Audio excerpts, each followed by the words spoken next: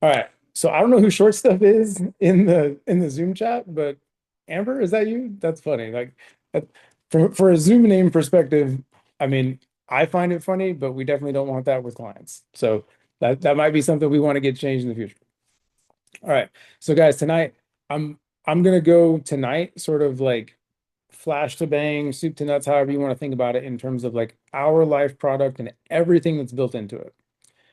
When we get done with that, or depending on where we're at with that, I'll take any questions. If you have questions during the process, if there's something that I'm covering and you're like, hey, I need more on that, just throw it in the Zoom chat. I'll try to do a really good job of monitoring both. But without like too much further ado, let's kick this thing off and let me know what you think, right? As we work through this. Of course, it went full screen and went crazy. Hang on. God bless. This is like when Danielle was trying to do her presentation the other day, and that was that was fun. All right, and be warned, right? Like I can't see everybody because of the way the Zoom is set up. So if you are like raising your hand or something, then just know that I probably can't see you. So I got the chat box up over here though. So basic Zoom etiquette, guys. On time, right, is late. So if you're early, you're on time. If you're on time, you're late. If you're late, it's unacceptable. Just some old like army isms to kind of think about. Really think about it like if you were showing up to a meeting at work, right? Like if you're coming into a real office, you wouldn't like walk into a boardroom, you know, at like the time the meeting was supposed to start. Yeah, you'd be a few minutes early, you'd be in your seat, you'd be BSing a little bit. That's what it's for. All right. So cameras on if you can. If not, hey, it's okay. Just listen like a podcast. Mute button. I kind of keep everybody muted when you come in on entry. So if you get unmuted, I will mute you. But just for this one especially, take notes. Take notes, take notes, take notes. Okay. When I finish this one and it's like a product I'm happy with, I will be more than happy to share it with everybody so you have it. But there's also a lot of things that I'm going to show you. And I put two brochures in Telegram earlier. It's the precision term and power term pamphlets. So that those are like just the product brochures. Okay. The end of the like hype video before we start meetings, right? So the scrolls, it always ends with builder school. So the one that was on there was the last East Coast Builder School. If you guys don't have a ticket yet, or if you think you won't be able to come in person, it's okay, right? It's Zoom live streamed, and you get a full recording of the entire thing. The guest speaker, keynote speaker is going to be Keith and Danielle Otto. Just so you guys have an idea, right? Keith and Danielle have over 497 direct regional vice presidents or within their hierarchy. Think about that. That'd be like somebody that owns McDonald's franchises owning almost 500 of them. That's the best way to think about that. Like a regional vice president is a branch office, right? And so they have almost 500. They make close to 5 million some odd dollars a year, and they've been doing it for close to 40 years. They're just one of the speakers, right? Like all of the other people listed on here are $1 million a year plus earners, and they're all going to be there teaching us about the business. All right. So again, even if you can't make it in person, that's okay. If you can, I would love to see everybody, right? It's Clearwater in September.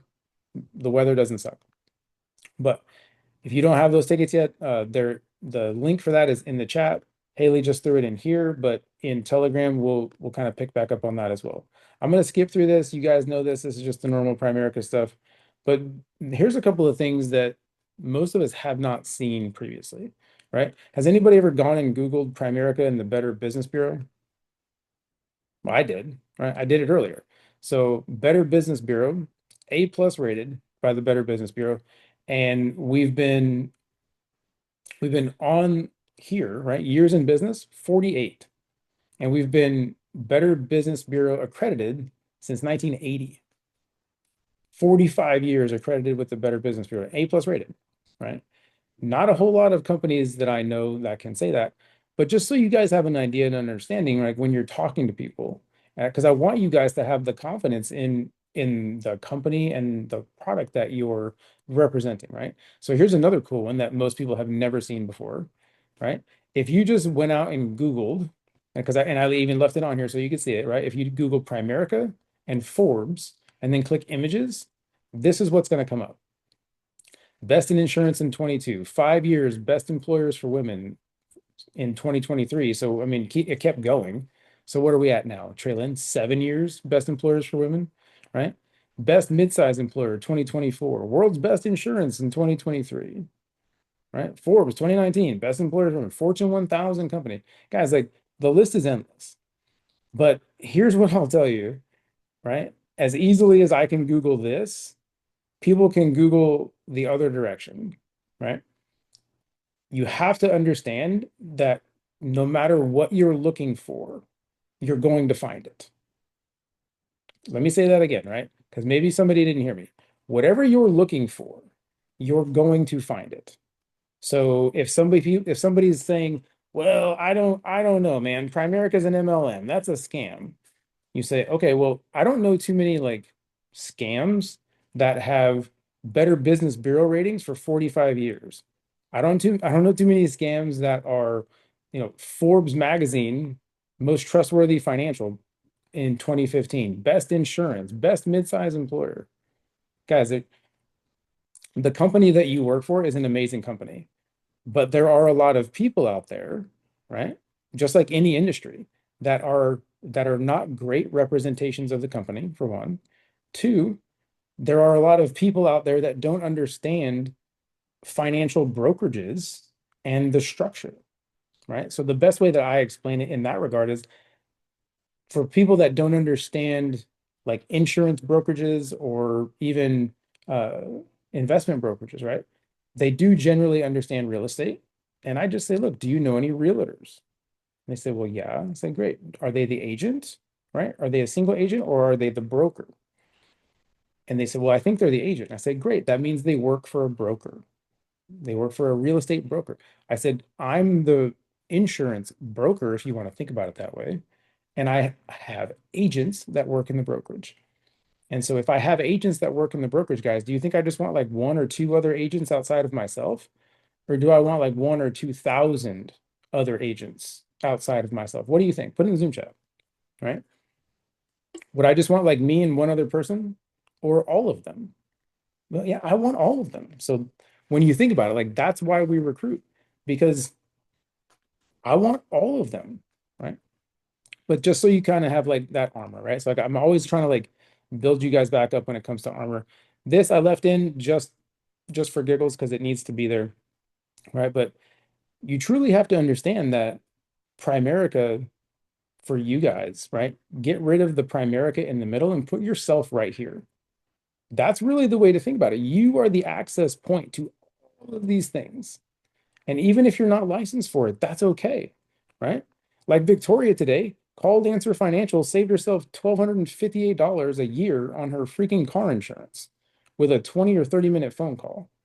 Guys, that's huge. I put it in the calculator from 25 to 65, what those 40 years would look like for the $100 she would save. Do you know that was going to be over $400,000 with just the money she saved? If we put it into an investment at 9%, it'd be over $400,000 with money she was already spending. You with me on this? So like when we tell people, look, if I can save you money on something that you're already spending money on, wouldn't you at least want to know? They're gonna say yeah, or at least they should if they're sane, right? They should say yes. So that's what it's all about. Now, is everybody going to save? No, because some people are actually getting good deals, right? Some people are quoting their stuff on time. But for most people, they are likely going to because most people haven't changed their stuff or even looked in a long time. All right. So let's start talking about life insurance, guys. There are so many built-in features to our life insurance. It's crazy, right? We have an app now. It's been out for think this coming April will be a full year, right? So there's an app now. Clients can see their life insurance. They can download their policy. They can change their banking info. They can change like billing dates. They can change beneficiaries all on their own. Oh, by the way, you can add children to your child rider on your own. You don't need your agent. Also, inside of your My Primerica app, you can see your life insurance policy. And if you have an investment account or several, if you just scroll down a little bit, you'll see your investment accounts at the bottom. So it's a very nice place for your clients to be able to see everything at once. Okay. So we're going to break down some of these built-in features tonight, but here's what you guys really need to know. And we're going to cover like precision versus power and some of the benefits or the reasons why you would do one versus the other. But look at all these things, guys. Terms out to 35 years. Very few other companies provide term policies past 30 years. I think I don't want to put names on this because we're recording it, but is at least one that I know of outside of us, but they're not widely known, right? Most companies, if they give you a term policy, they're going to stop around 20. Some go to 25 and 30, right? But renewal rates, affordable ones, most options with other companies, if you renew a term policy, you have two options only. You can convert the policy to whole life and essentially go bankrupt because the cost for that is going to be insane because they're only going to convert your actual coverage, right? Your option with most other companies is take the 500,000 and convert it to a 500,000 whole life at pick your age, right? 65. That's going to cost you an arm and a leg. Or you reapply and hope that you're still medically insurable with other companies, right? With us, and we'll get to this, like the one big thing probably that crushes everything else is the fact that at the end of our policies, you have guaranteed insurability.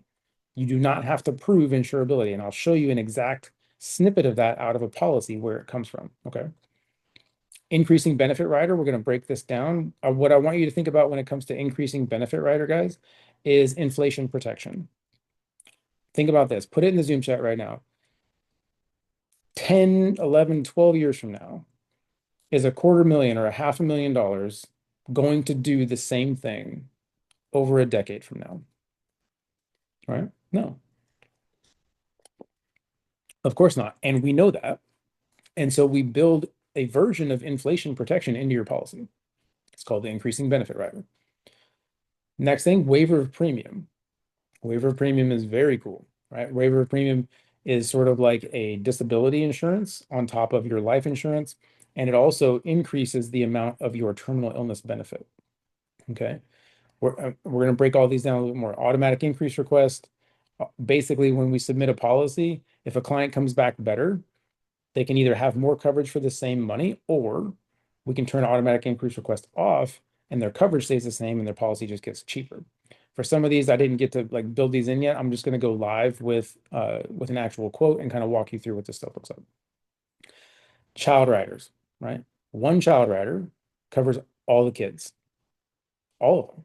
I don't care if it's one child that you have or if you're a grandparent and you've got 37 grandkids and great grandkids. I don't care. It's going to take me a minute, but we're going to put all of them jokers on one child rider and it's going to cost about 14 bucks. 13.55 with no waiver premium, 14.18 I think with waiver premium, somewhere in there. Yeah, and Treylin's nodding. She knows I know my stuff, right? And here's a big one for all of our military families, right? No war or terror clauses. Most of you that have been around for a minute know that when 9/11 happened, USAA and Primerica were the only two companies that paid life insurance immediately. No bodies, right? No proof, but we paid checks within the first 7 to 10 days after 9/11. The majority of other companies eventually paid only after heavy, heavy litigation and understanding that they would essentially be ruined forever if they didn't pay. Most other companies, instead of calling and saying, hey, get those checks out to the families, they called the lawyers and said, hey, don't we have a war and terror clause? Okay. So let's go into power term versus precision term. We're going to break down why you would generally do a power term and sort of the features. Now, understand that all policies, well, I should say both, right? There's only two, power versus precision, but the insurance inside of both of those is the exact same.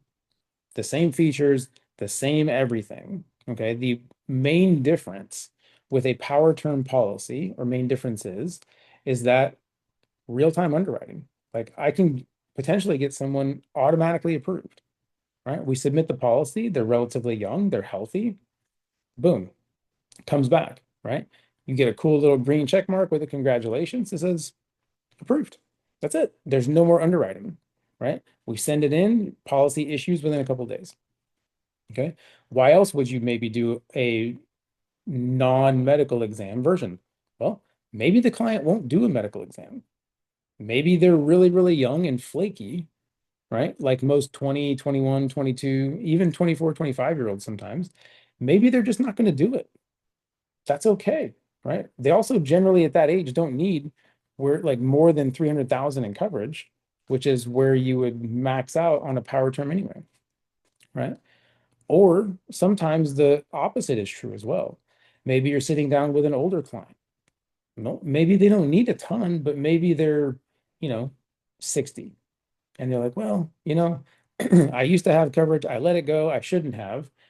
Maybe I need like 25,000 in coverage. You can't do that with a precision term. You have to do it on a power term because there are minimums that you have to hit. And I have a slide that shows you that too. Okay. So a couple things about power term. The max coverage that you can have is 300,000, but that changes based on your age as you get older. It goes down, right? At 45, it's 250. At 50, it goes down again. And I'll show you a slide that covers that. And just something to kind of understand, like if you're looking at the same client, same age, same term length, same coverage, right? The non-medical check version is going to be slightly more expensive.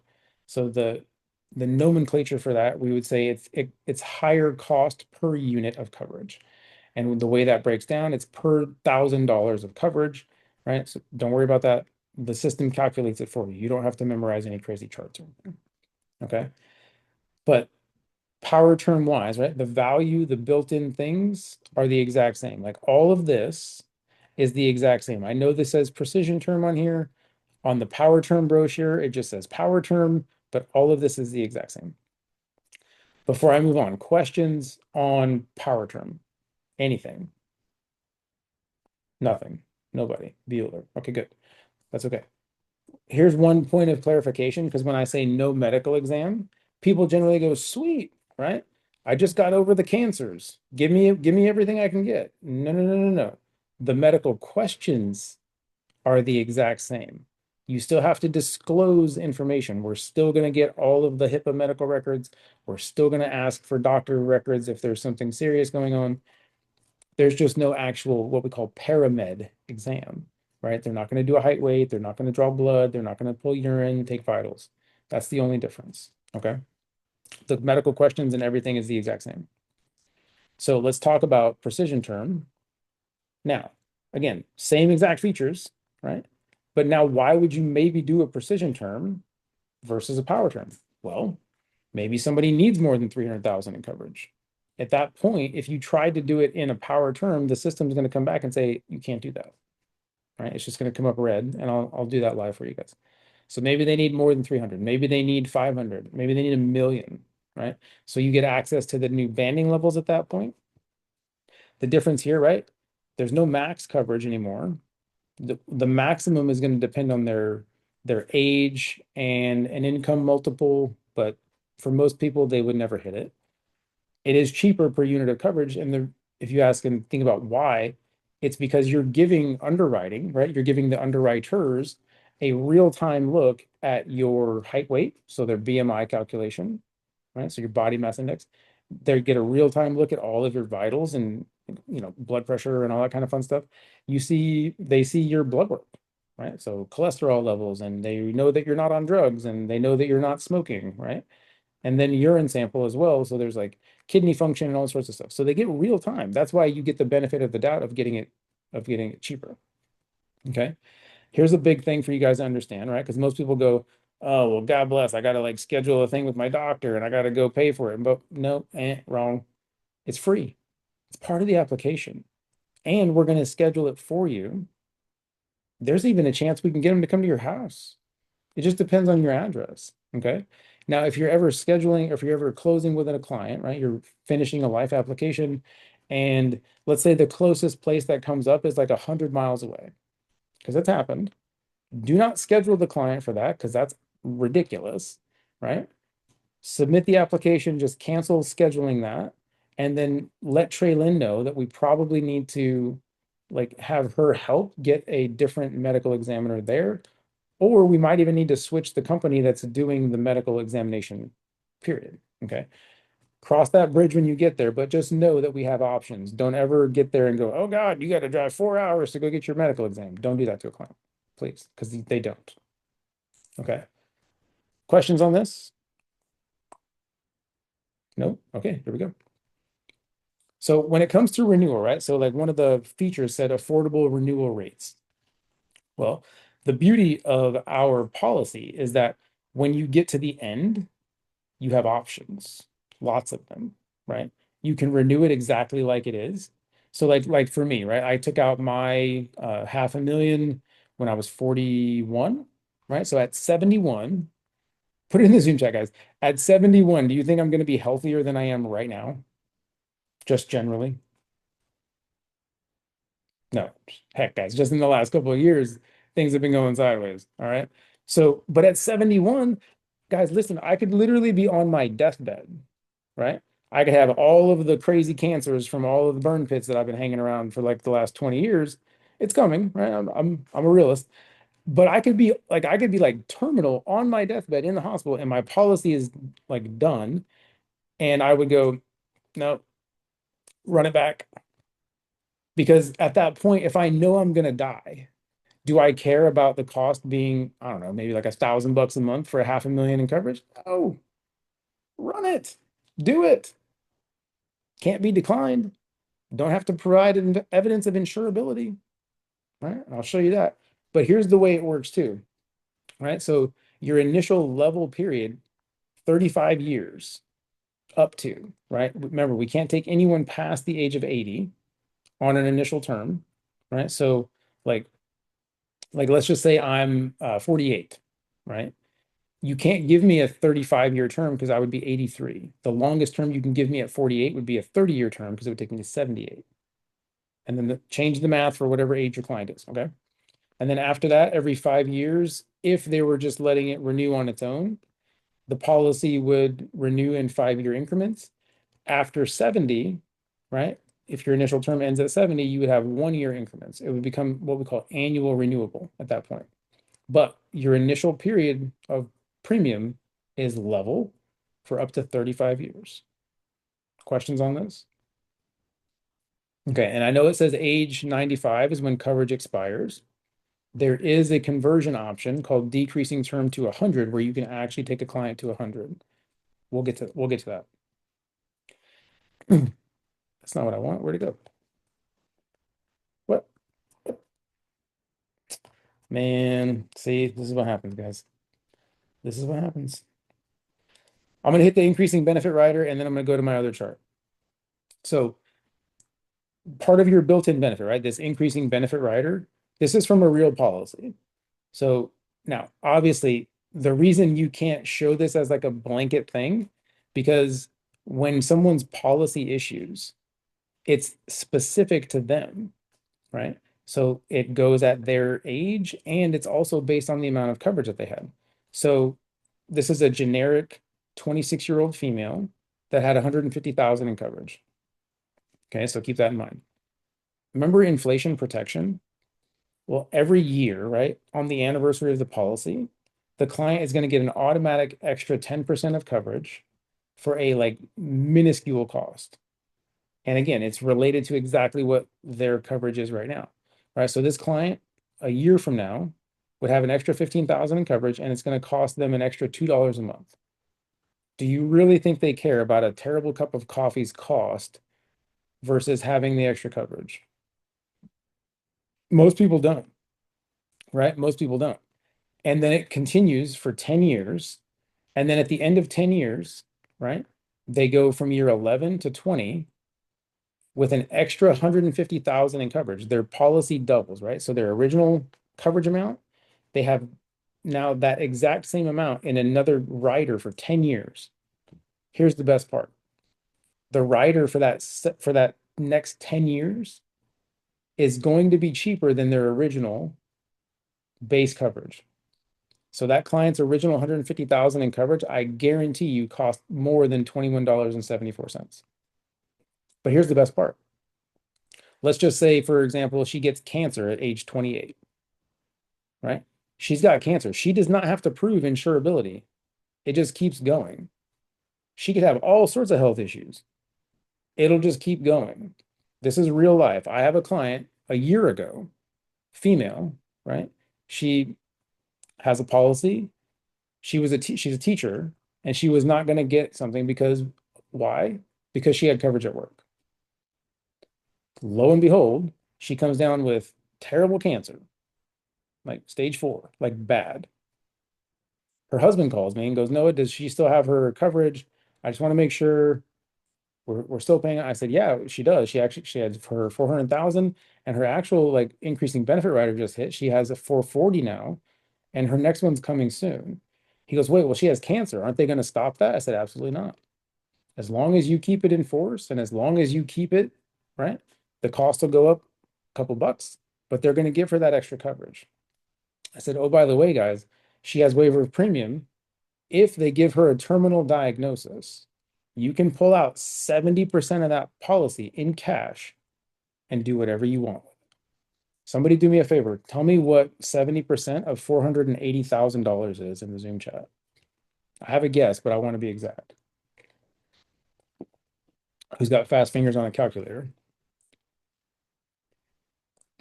$336,000. Holy smokes. Think about this, guys. They're in their mid 20s, late 20s, I think now. Do you think they have access to over $300,000 in cash to do whatever the heck they want with? No way. Heck no. But you know what?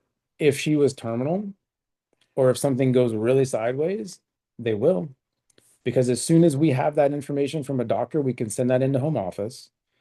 Home office is going to verify that it's legitimate, and they will cut a check to the client for up to 70% of that policy because they had waiver of premium turn on. Without waiver of premium, you have access to 40%. So somebody do me a favor, hit me 40% of 480,000. I mean, we can do quick beer math, right? It's roughly half, so it's about 200 grand. Even if they didn't have waiver of premium, guys, that's still $200,000 that they can access tax free. It's in advance of a death benefit. Thank you, Angela. $192,000. Guys, it's their money, right? The client has to be terminal because that's sort of like the guarantee, but the client takes to Suze, that's a perfect question. Yes. So let's say my client took $336,000, right? The other 30% of that, because the client's going to die. Like we know that's coming. So when the client does die, the family gets the remainder. Whoever the beneficiary is just gets the rest. But the beauty of the terminal illness benefit, think of it as a living benefit, right? You're still alive. You get access to the money. I don't know a lot of other companies. I've never seen another company that does that. There are like VGLI, right? The Veterans Group Life Insurance. There is a provision in there where you can access a portion of that in the same sort of situation, but I don't know any other ones. I'm sure we can find one if we dig long enough, but right. But yeah, like yeah, it sounds bad, but it is good, right? Like because most people think you get really, really sick and die instantly, then that sucks, and they're right. That's terrible. But guys, what happens if you get really, really sick and you keep living? Do your bills stop? Generally, no, right? But if your bills are doing this and your income's doing this, well, close the gap. If you're terminal, right, you get a diagnosis of 6 months or less to live, you can take 40% of the policy with no waiver of premium, 70% if you have it on. All right. I think I'm gonna need to jump over. I'm gonna hit this really fast, and then I'm gonna have to go pull up an actual like quote tool. But here's the big one: guaranteed insurability. I don't like the way we explain this and pull this out. Like I wish we had this more like bolded and like easier to see early on. But right here, do you have to provide evidence of insurability to exchange your coverage? Remember, exchange your coverage means renew it or convert it to one of these other plans. Okay. No, we will not require evidence of insurability. That means you don't have to do another medical exam. It also means that when you go to exchange or renew your policy at the end of the term, it doesn't matter what's going on. They're not going to even ask. And they're not going to say, hey, you can only have like 5 grand. hey, you can only have like $1,000. They're going to give you whatever you're willing to pay for. Because I mean, let's be real. Like if you're 45 and you take a 35-year term to 80, and at 80 you're about to kick it, well, God bless. The cost is going to be based on your age. It has nothing to do with your health. Because here's the fun part. Let's say you're ridiculously healthy. Like, let's say you have a buddy that runs like triathlon or like an Ironman, right? They're going to be on average much, much healthier than their equivalent person that's just a general 45-year-old person, right? The person that does triathlons is fit. Their blood markers and everything is likely like perfect. They're going to get a preferred health rating, which means when they renew the policy at the end, they keep it. That means their renewal cost at 70, 75, 80, whatever it's going to be, is going to be cheaper than everybody else's because they kept that preferred health rating regardless of what's going on. How cool is that? That's crazy, right? You can be 80 with like cancer, diabetes, emphysema, COPD. You just keep adding things on, right? I don't care. Like make the list ridiculous. Rheumatoid arthritis, like osteoporosis, just keep going, right? Chronic pain, on all sorts of drugs. Doesn't matter. You keep your preferred health rating if you got one before. This is part of the reason why we stress to young people it's so important to get your coverage now while you're as young and as healthy as you're ever going to be. You guys see the importance of that? It's crazy. And I know we always say that like wisdom and like the youth is actually wasted on the youth, and it's true because most people, especially in this industry, right? Like you're going to find that the majority of people that really, really want what we have are the people that can't have it. And the people that could get it super easily are the ones that will take it for granted, right? Just think about it like this. Are you ever going to be younger than you are today? And these are questions you can ask clients, guys. I mean, let's be honest. Like, think about it. Are you ever going to be younger than you are today?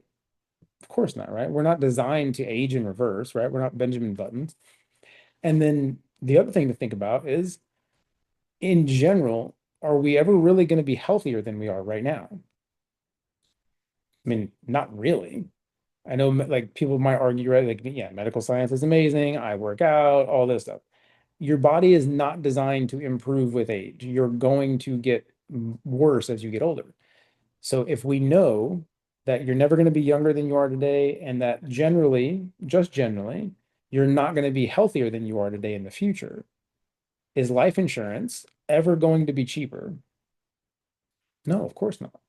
No, it's only going to be more expensive. And so, like, if I'm joking with a client, I'll say, I mean, let's be honest, like, the only time life insurance was cheaper than it is right now was yesterday. And tomorrow it will be yesterday. And the day after that will be yesterday, right? So, this is still going on, right? We got what, 5 days left, 6 days left for earning coaching with Ian. We're not at 50 team yet. So if you're getting into this, you got to have 3 personal direct recruits, or we can get to 50 team, right? I think for some of the new people, especially, it'd be a lot easier if we hit 50 as a team and get everybody in, because that means we only got to get 20 total, 20 more total. All right. What else we got? That's not going anymore. All right, I'm gonna jump out of this because I want to bring up a real live quote and walk you through a few more of these things when it comes to uh, the banding levels and terminal illness and something else. Something else. Oh, I promised you this. So this is the quick reference guide, right? This is in Telegram as well, and we can drop it in there. This is a 4-page document that covers the different levels of minimum and maximum coverages and the banding levels, right? So the banding levels is the best way to think about the banding levels, guys, is sort of like bulk discount. Okay. So if you if you're helping a client, you should always be looking at coverage amounts at 150,000, 250,000, or 500. Those are your like sweet spots, right? If you're in between one of those areas, it may actually be costing the client more money for less coverage. And I'll show you that live. I just wanted you to see this, and I wanted you to see the blue, right? This is power term, and see where it changes as you get older, right? So 300,000 is your max with no medical exam if you're below 45. Okay. 50, right? At 46 to 50, then it's a quarter million. And then 51 plus, it's 150,000. The minimums, right? So that's the minimum amount of coverage, right? It's 15,000, period. It doesn't matter what the dollar amount is, but the minimum is 15,000. It matters what the dollar amount is though, because you can't have a policy that's less than 15 bucks a month. Let's be real though. If somebody's trying to get a life insurance policy for less a month than their Netflix account, do you really think they care about it? Absolutely not, right? They don't value it enough. They don't see enough value. Like if you're willing to spend more on your Hulu and your Netflix than your life insurance, that's a problem. Just general, right? Just general. And so that's the one I wanted to show you. But built into this too is a bunch of like different just background information, right? So different types of underwriting classes, the way the BMI looks at different things, some of your criminal history type stuff. So like when we submit a policy, we have access, life insurance companies have access to someone's HIPAA, like public medical records, and motor vehicle reports. That's how with a power term policy, we can get an instant decision because there's software that's going back and forth that's reviewing all of that. Okay. I told you guys there's a financial underwriting that goes in there as well. Generally, you're never going to see someone hit this unless they're only making like, 600 bucks a month kind of thing, and you're trying to give them a ton of coverage. But if someone's only making like 600 bucks a month, we should probably have a different discussion about life insurance versus getting them into a better position, right? And then COD, so cash on delivery. If someone has some pretty significant health issues, we're still going to take the application. We're just not going to take any money from the client up front, which also means we're not going to give them conditional coverage. Okay. So let me pull this up really fast, and I want to walk through live on a quote tool. Somebody do me a favor. Is there anybody on the call right now that has never had any sort of actual like live quote done for them that's willing to like unmute and at least give me some ages or at least have a conversation? Bueller? Bueller? Nobody? Guess everybody's had a quote done before. Okay. Well, let's just do it like this then. I'm gonna make somebody up, right? All right, so we're gonna be in South Carolina with a 27-year-old female, power term, quarter million. First thing we're gonna talk about is banding levels. Okay. You're good, Angel. I'm okay. So whenever somebody asks for a specific amount of coverage, show it to them, right? Because sometimes even when we ask the shoebox questions correctly, they're still going to come back and say, "Yeah, man, I want about 100 grand in coverage." Perfect, right? Hey, listen, Mr. Client, here's 100,000. Would you at least be open to me showing you 150? Just see what they say, right? Open to, because here's why, right? If I can give you another 50,000 in coverage and it's another $5, well, that makes a lot of sense, right? I mean, it's another 50% of your coverage that you were going to have, and it's only an extra $5. So here's 200, right? Remember, we're going to go to banding level. So the difference between 200 and 250 was literally $2, guys. So here's how smart the system is, though. Like if your client wants a really, really weird amount of coverage, for whatever reason, or let's say you did the mobile F&A and 6 times their income was exactly 230,000. Well, the system is so smart, it will say, hey, Mr. or Mrs. Agent, banding opportunity. If you give your client 250 or more, you could maximize the premium value. Okay, well, what does that mean? I don't know, but let me look at 250. Well, holy smokes. Short stuff, right? If I could give you another 20,000 in coverage and save you another $4 a month, that makes sense. Am I right? Look at my head. Yes, of course. Right. Now, obviously, don't be that drastic and dramatic with it, but of course, anytime you're asking a yes question, guys, there should be a subtle nod. If you're asking a no question, it should go this way. Psychology of sales. Okay. Listen, we don't sell anything. Your job is to show value and show so much value that a client want to move forward. All right. So understanding banding levels is huge. Look, if you're talking to that same exact client and she wants a 500,000 and you put it in there, you're going, oh, wow, why didn't that work? Well, it's because I'm on power term. Change it to precision. And now look, now I can give the client double the coverage for what, an extra 20 bucks? She just has to be willing to do a medical exam. All right.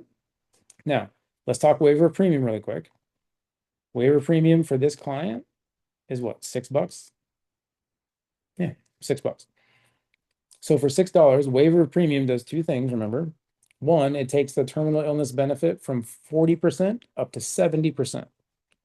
So now the client can access $350,000 in coverage. God forbid she gets a terminal diagnosis. Okay. If we leave it off, the 40% terminal illness benefit is built in. It's just part of the policy. It's free. Okay. The second thing that waiver of premium does is it essentially provides a, well, here you go, disability waiver of premium. Right? It can be added at the initial policy. Let me change the zoom on this. Hang on.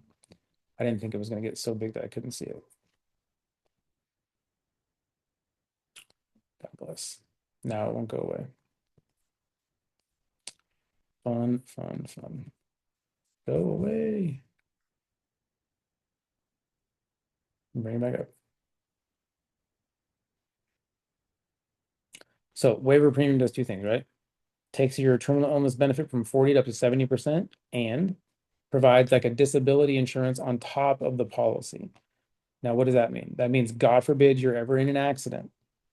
You're disabled and coming out of the accident or whatever, you're disabled. Okay. You can't come into the policy disabled and then use this. You have to, like, it has to happen after the policy is in force, right? Now, you become disabled, and let's see if it'll work this time. Here we go. Has become permanently or totally disabled for a period of at least 6 months. After the insured had had total disability for a continuous 6 months, we will waive any premiums falling due thereafter and refund the premiums paid during the previous 6 months. Listen, that means that if you have a client who's 30 and we take out a 35-year term, right? They have an accident the first year, who cares? It doesn't matter when, after the policy is issued, they're disabled for 6 months continuously. Primerica is going to pay them back the 6 months of the policy that they paid. And then their policy is going to be free for the remainder of its term. Holy smokes. That's crazy. That's crazy, right? Now, obviously, the older someone is, the more expensive it is to have that option. And it also goes away at 60, which we just saw. You also can't even offer it to a client that's 56 or older. See how it doesn't even show up here? It's gone, right? Doesn't exist. Now, if this client were 55, I should be able to give it to him. Yep. So at 56 plus, I can't even offer it on a new policy. Here's the last thing about waiver of premium. It's only eligible to be given to a client at a new policy application. If a client down the road, right? Like let's say we submit a policy today, client's like, I'd rather have my $4 than waiver of premium. 6, 7 months down the road, they come back and change their mind. And they go, hey, man, you know what? I changed my mind. I really like that waiver of premium thing. Well, you can't just go add it, not for giggles, right?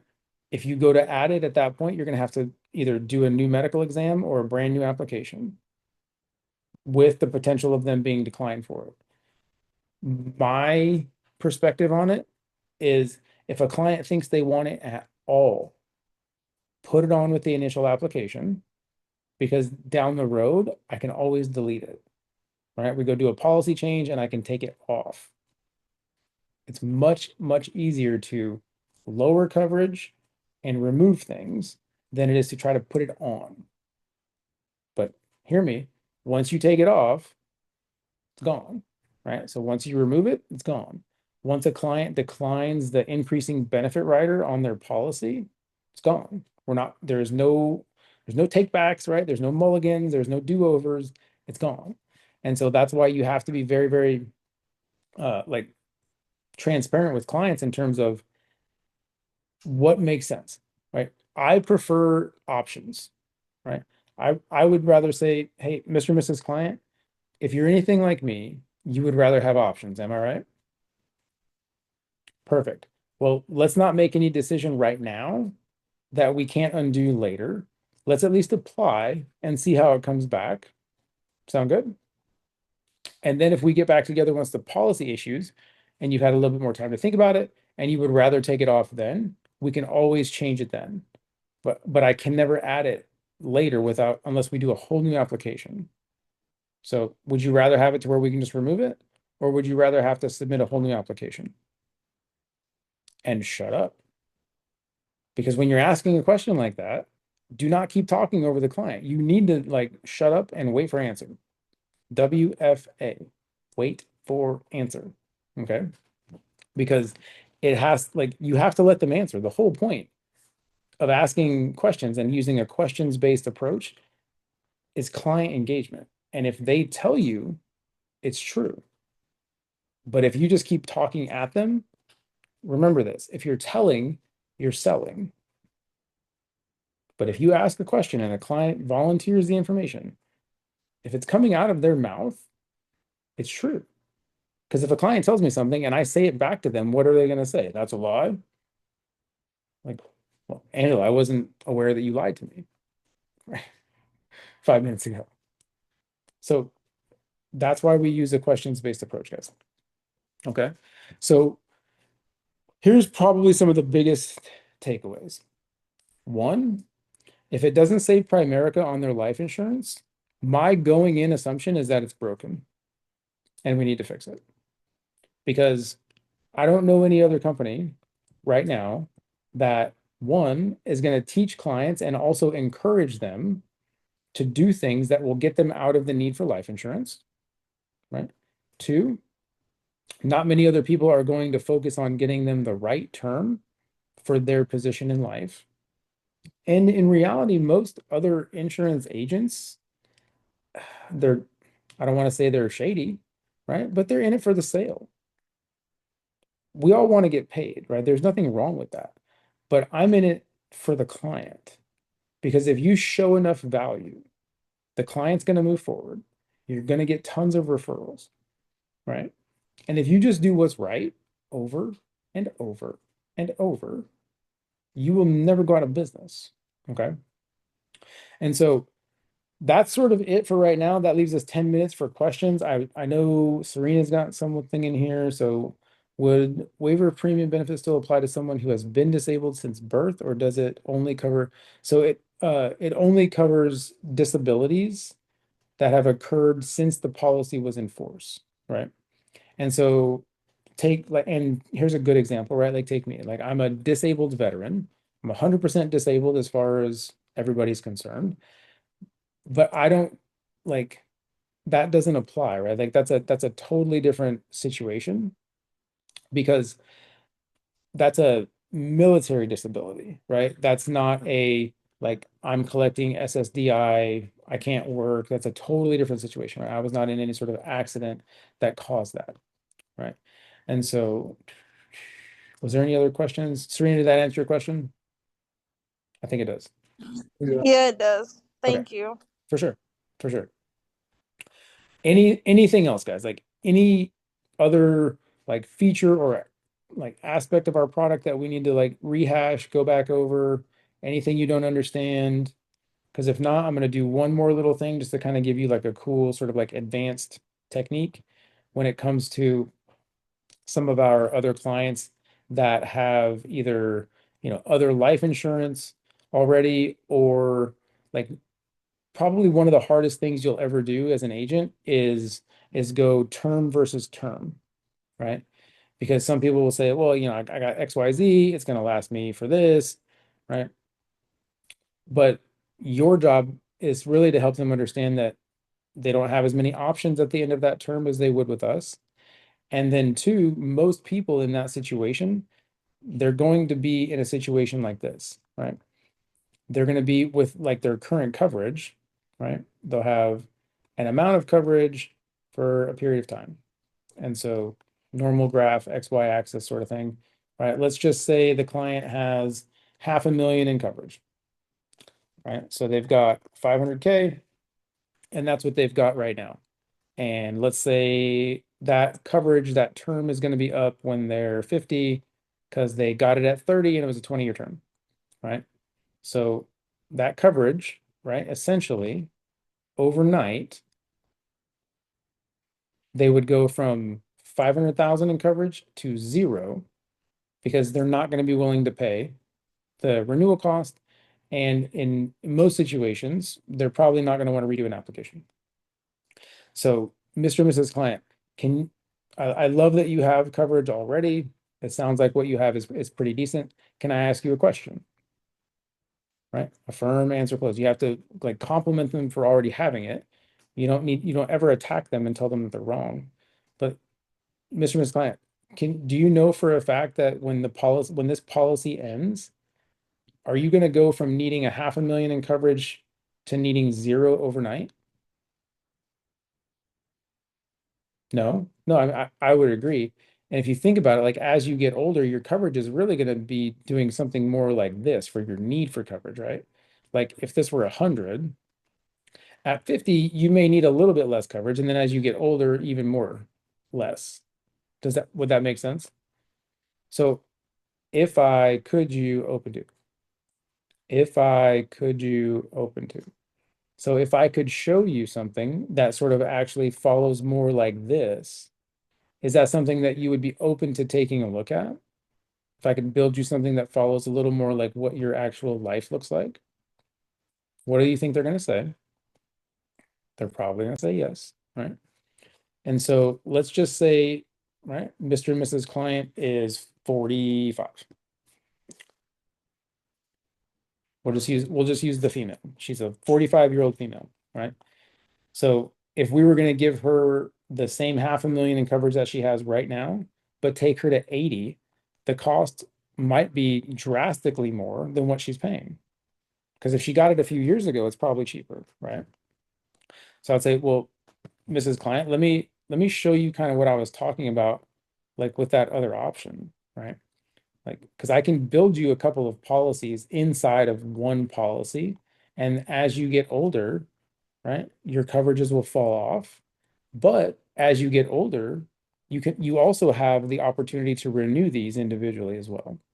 So we agreed 500,000 was about the right amount of coverage, but let's do this. Let me give you, 150,000 out there, and then another 150,000 here, and then 200,000 here. Well, check it out. Now you have 500,000 in coverage, but as your life changes and as you get older and as your need for insurance decreases, right? The cost of your life insurance is going to decrease as well because you shouldn't need as much coverage, right? So if you think about this, right, the green line is your need for insurance, your yellow line is your assets, right? Right now, you're 45, you're about right here, maybe here. But we both agree that your need for insurance still outweighs your assets. But look what happens as you get older. The model's going to flip, right? And as you get a lot older, we should be getting over here. We're not worried about replacing your income anymore because you're getting close to retirement age. Your kids should be out of your house. Your mortgage should be paid off. Your debt should be gone. Well, Amber, if that's all true, why would you need life insurance that stays way up here costing you a ton of money? I mean, in reality, you don't, am I right? Well, perfect. That's why we can customize something for you that I'd rather you be investing the $50 a month that I just saved you. Like, wouldn't that make more sense? I mean, Amber, can you think about any other life insurance company that would teach you as a client how to get out of the need for like the one thing with our name on it? That's what makes us so different. That's why we're not just a life insurance company. We're financial services, sort of writ large. I want to do everything for you, right? So what I'd like to do is like I'd like to just apply and see how this comes back because this could even still come back cheaper. I mean, Amber, if we applied and it came back cheaper, would you ever be mad at me? No, that's a stupid question, right? Because here's the cool thing, we apply and it comes back cheaper, you're also going to get a refund for the difference. And then the first month of your billing, like regular billing, it's going to be cheaper and it'll be cheaper forever. So we'll just apply, see how it comes back. Who do you want your beneficiary to be? That's an ownership question. Because as soon as someone tells you who they want their beneficiary to be, they own it, right? We already agreed that we're going to apply and see how it's going to come back. And then they tell me who their beneficiary is. Now they own it, right? So guys, that's that's everything, right? That's the whole kit and caboodle. And